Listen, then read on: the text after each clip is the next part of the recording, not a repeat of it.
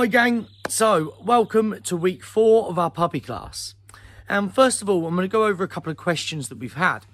And one of the questions we've had is about why do our puppies bite and how do we deal with it?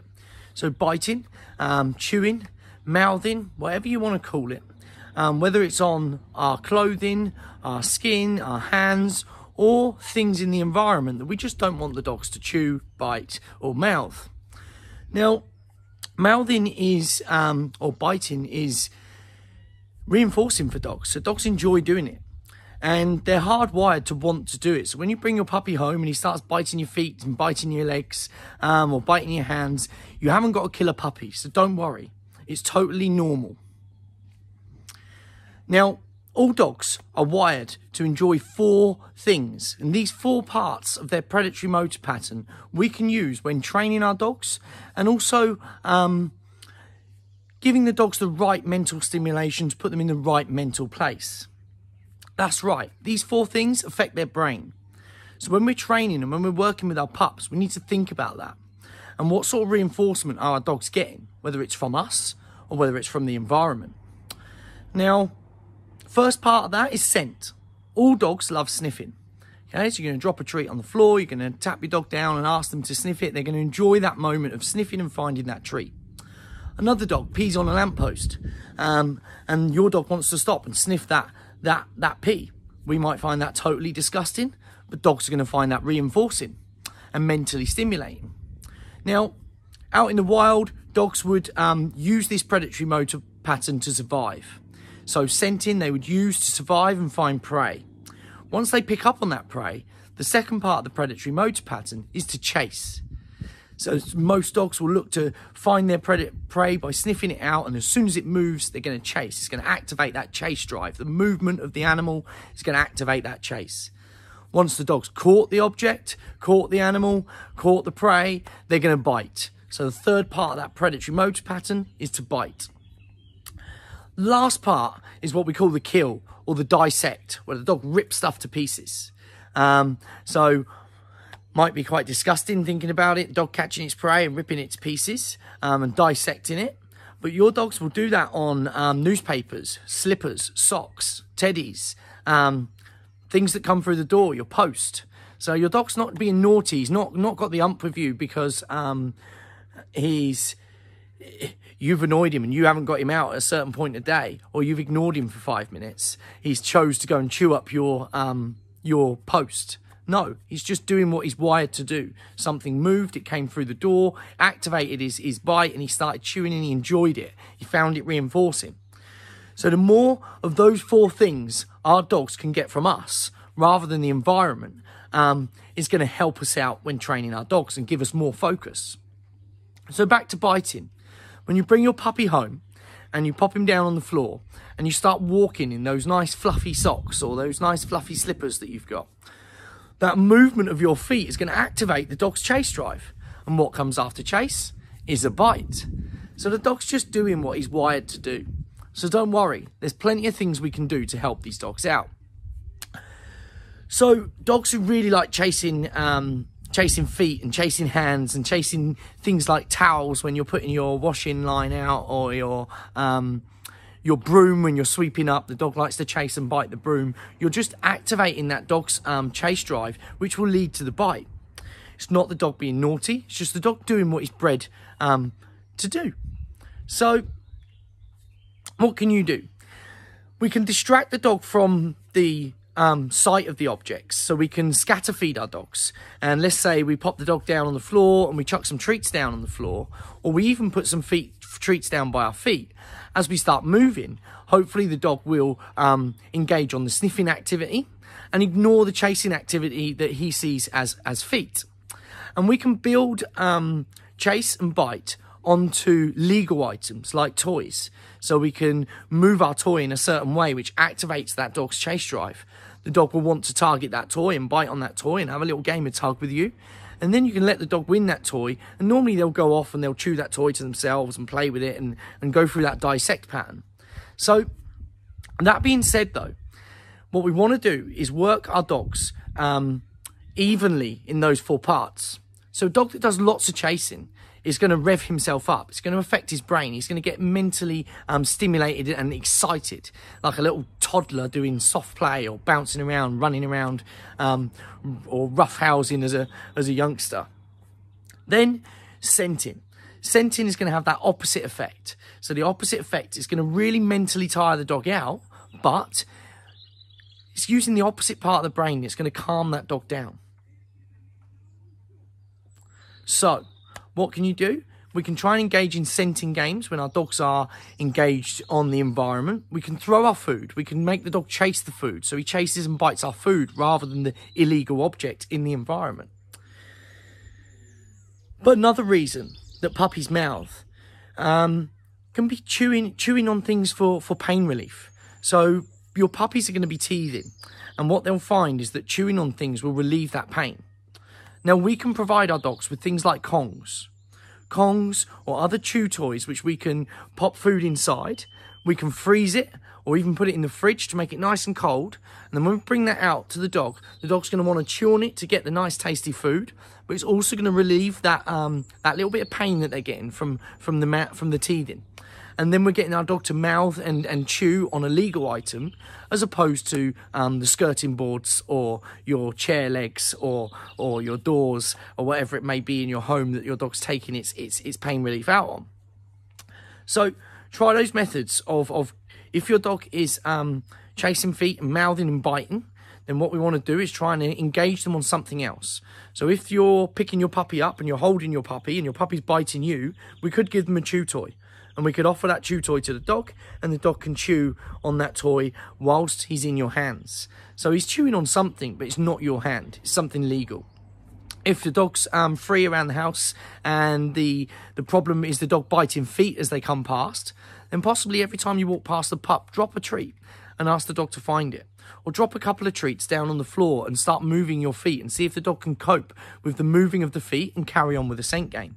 If he can't, then we need to slow that movement of the feet down and build on the game itself before the dog can cope with ignoring its big distractions, which might be something like the broom or your feather duster or when you're hanging your washing out. Hope that explains a couple of your questions on puppy biting, and now you guys don't think you've got killer puppies, and you've got some little tips of how you can target that problem at this early age. But don't worry, as the puppy grows, it will get less. But what we want to make sure is that they're not getting reinforcement out of illegal areas. For example, the washing line. We don't want you putting your washing out being a big cue to the dog that the game's going to start. Okay? Either have your dog out of the way whilst you're hanging that washing out so the game doesn't start at all, or try and get your dog to engage in some sort of sniffing activity whilst you're putting your washing out, and let them ignore the chasing towels and the chasing bed sheets that are waving around in the wind. Give it a go. Right then, gang. So we're going to get started with the practical exercises for this week. And we're going to be looking at some tricks. Tricks are great to be teaching to your dog because it will teach your dog the concept of learning. So the more tricks and the more behaviours your dog can learn, it will open up their brain to be more susceptible to learning different things. Also, it's going to give you practical skills, practice of training different behaviours. And tricks can be really fun and engaging for all the family. So we can get the kids involved, we can get mum, dad, gran involved, whoever. And we can also post up some pictures and videos and show off how amazing our dog is by showing off some of these little tricks. Now, first trick is going to be a spin. Now, a spin is the dog in a standing position, turning in a full circle in a clockwise motion. And we're going to start off luring our dogs. So we're going to take a treat. If they're sitting, we're going to pull that treat forward. And we're going to get them into a stand. We're going to turn the head clockwise, and as the body follows, we might have to reward them halfway at first and then try and complete the full circle. But the aim is to get the dog to turn in a full circle confidently and possibly quite quickly, depending on your dog, before we start moving onto our hand signal. So let's have a little go at luring.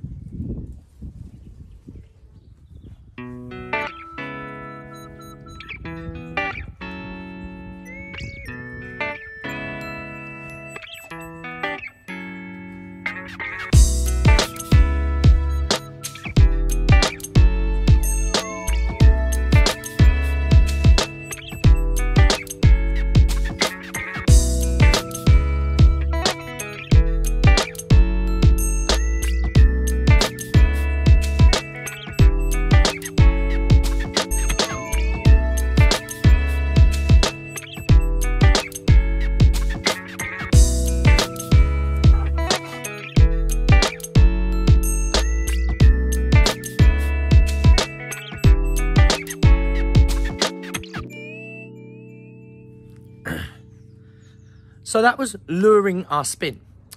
We're now going to move on to trying to get the behaviour using a hand signal. So no treat in view for the dog. We can pretend to get a treat if we want to, just for the first one, or make our hands nice and smelly with treat dust. And we're going to offer the hand to the dog, and we're going to give the same luring cue, but with an empty hand. When the dog follows that hand and follows and completes the full circle, we're going to mark it yes, and then feed the dog the treat. So we're going to repeat that, and we're going to then try and reduce the emphasis on our hand signal. So we might start off with big wide circles of our hand, and we're going to gradually start working down to smaller circles on our hand signal. Once we've got that, got it at a decent level, we're going to add on our verbal cue.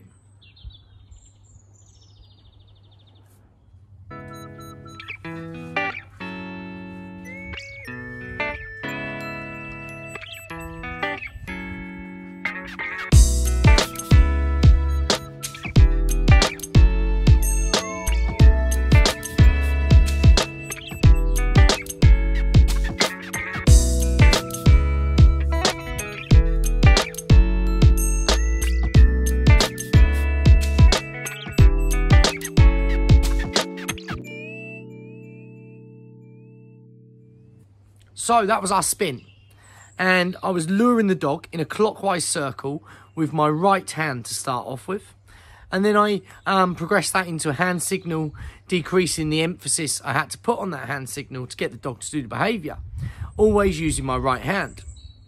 Now we're going to look at the twist, which is going to be an anti-clockwise circle, and we're going to send the dog with our left hand. So we're going to turn the dog in an anti-clockwise circle with our left hand, and then rewarding the dog once the dog's done the full circle. Same things apply. We're going to start off luring, and then we're going to look to progress that onto our hand signal, decreasing the emphasis we have to put on that hand signal. So we start off with big circles with our hand, and then we start decreasing how much we have to emphasize that hand signal to get the dog to do it. Let's have a look.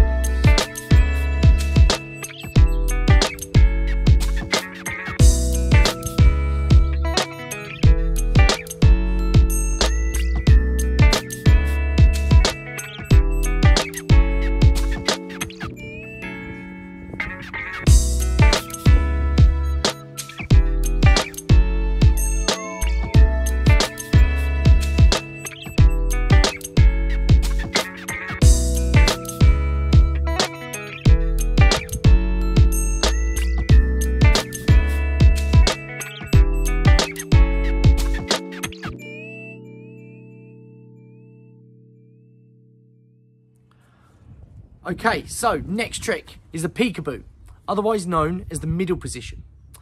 It's the dog performing a sit between your legs facing the same way as you, also giving you eye contact. So we're going to start this off luring the dog, and it's possible to help you out. Start off with 2 treats. You can have 1 treat in each hand. We're going to start the dog off, luring the dog round the right leg, feed the dog when they're in the back position, show them the second treat, bring them into the middle and reward them for being in that middle position. Over the reps, we're going to look to add on a sit. So with that second treat, we're going to look to lure the dog into a sit.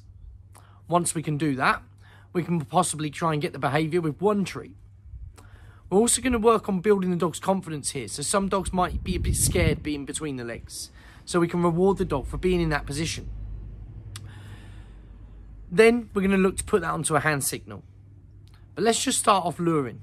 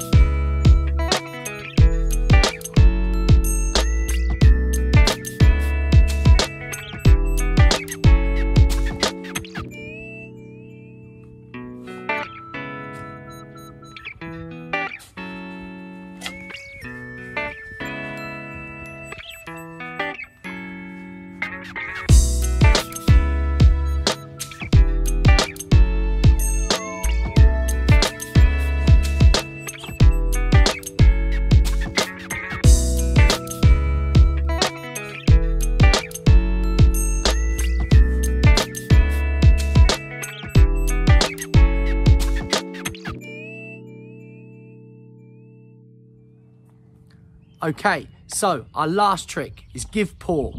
Teaching the dog to give paw. We're going to start this off with 4 or 5 treats in a closed fist. We're going to offer it out in front of the dog's nose, enticing the dog. As the dog gets more interested, they might try with one of their paws to get the treats out of your hand. As the paw comes up towards the hand, we're going to mark it, yes, and we're going to reward the dog. We're then going to proceed and we're going to take the same paw. So whichever paw the dog gives first, we're going to take and we're going to reward. Once the dog's confident in understanding that giving the paw towards the hand with the treat in earns the treat, we're going to progress to offering the dog an empty hand. So we're going to offer the dog an empty hand. We're going to ask for the paw. When the dog's paw comes up, we're going to mark it and we're going to feed the dog.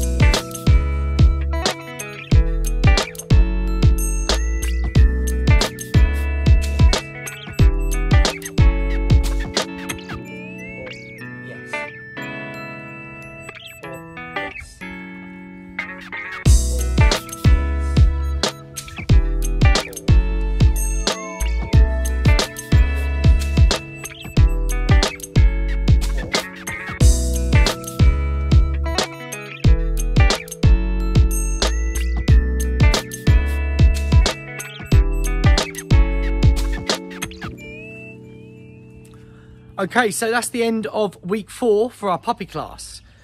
So have a little practice of those tricks, post up some of your videos for any feedback on our Facebook group. But most of all, have fun with your pups and enjoy.